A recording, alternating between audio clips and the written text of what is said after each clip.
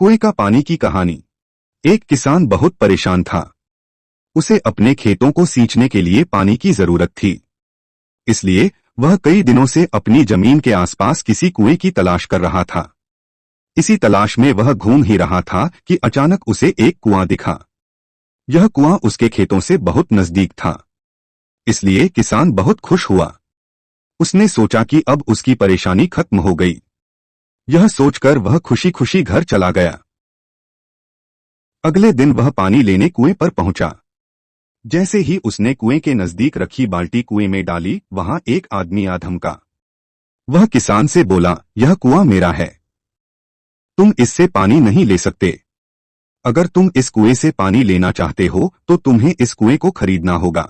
यह बात सुनकर किसान कुछ देर रुका और फिर मन ही मन सोचने लगा कि अगर मैं इस कुएं को खरीद लूं तो मुझे कभी पानी की कमी नहीं होगी और न ही मुझे पानी के लिए इधर उधर भटकना पड़ेगा। फिर क्या था, दोनों के बीच एक रकम तय हुई। किसान के पास उतने पैसे तो थे नहीं, लेकिन वह यह मौका छोड़ना नहीं चाहता था। इसलिए किसान ने उस आदमी को अगले दिन वह रकम देने का वादा किया और घर की ओर चल दिया। किसान के लिए कुआं खरीदने का यह अच्छा मौका था, इसलिए वह इस काम में जरा भी देर नहीं करना चाहता था। घर पहुंचते ही उसने अपने करीबियों और दोस्तों से इस बारे में बात की और कुएं के लिए तय हुई रकम का इंतजाम करने में जुट गया। थोड़ी भागदौड़ और कोशिश के बाद आखिरकार उसने वह रकम जमा कर ली। अब वह पूरी तरह से निश्चिंत हो चुका था कि उसे कुआं खरीदने से कोई नहीं रोक सकता। जमा हुए पैसों को लेकर वह फिर घर चल दिया। उसे बड़ी बेसब्री से इंतजार था कि कब रात खत्म होगी और वह कुआं खरीदने जाएगा। इसी सोच में वह पूरी रात सो नहीं सका। अगले दिन सुबह होते ही वह कुआं खरीदने निकल पड़ा। उस आदमी के घर पहुंच किसान ने उसके हाथ पर पैसे रखे और कुएं को खरीद लिया। अब तो कुआं किसान का हो गया था, तो फिर उसने पानी निकालने में देर नहीं की।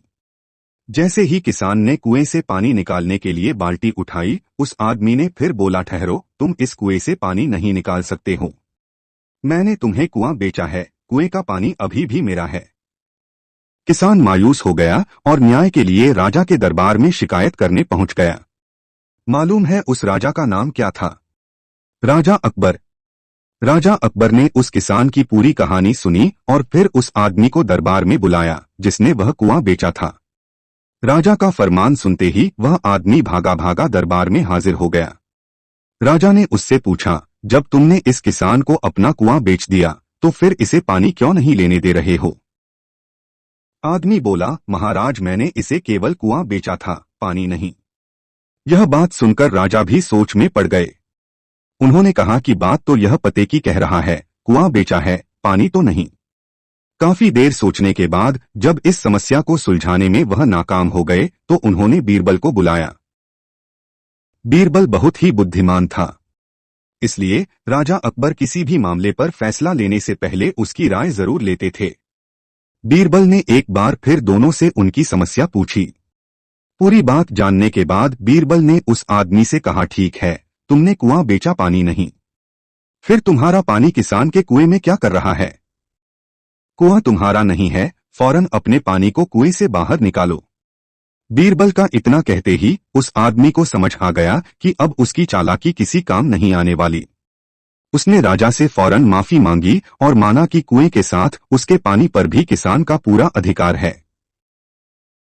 यह देखकर राजा अकबर ने बीरबल की बुद्धिमानी की तारीफ की और कुआं बेचने वाले आदमी पर धोखेबाजी के लिए जुर्माना लगाया।